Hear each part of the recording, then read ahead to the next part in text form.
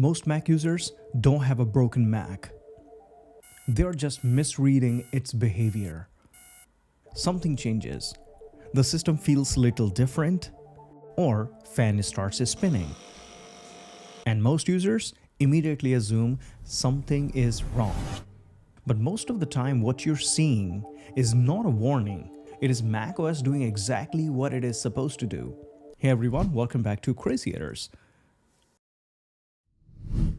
In this video, I will show you how to tell when your Mac needs real attention and when it doesn't, so that you could stop reacting to the wrong signals and start trusting the right ones. macOS doesn't behave like other operating systems.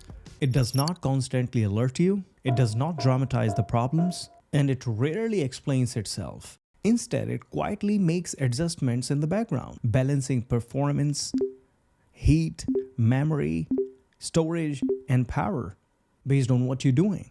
That is indeed great design. However, it also means users mostly end up just guessing.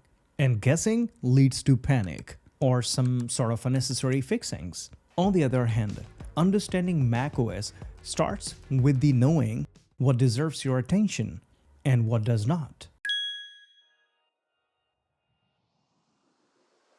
Let's clear a few things that feels alarming, but usually don't need any action. A short slowdown after sleep, fan spinning briefly during some heavy work, storage numbers shifting while you're not even doing much, memory pressure rising and falling, and battery behaving differently on different days. Let me tell you something.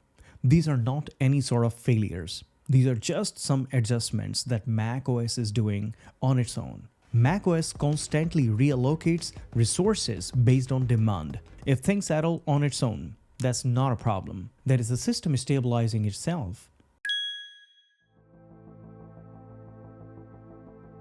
Here's the most useful question that you can ask. Did this resolve itself or does it keep coming back? One slow moment means nothing, but a repeated pattern definitely means something. macOS is designed to recover gracefully from a small temporary friction. Jumping in too early, like restarting Mac constantly, force quitting apps, start cleaning up things, often interferes with the recovery part. Sometimes doing nothing is the smartest response. Now let's talk about the signals that actually matter. Repeated app crashes, especially when same app crashing over and over. System-wide sluggishness that does not improve even after rest. Heat and throttling that starts to happen consistently, not occasionally. Storage pressure that never seems to resolve. And battery behavior that worsen week after week, month after month. Or situations where websites feel unusually slow, while the same network works perfectly fine on other devices in the house.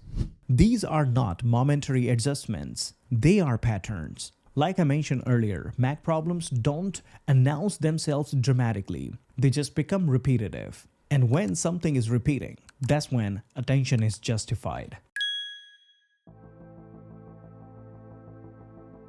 A lot of long-term Mac issues don't come from neglect. They come from your emotional actions.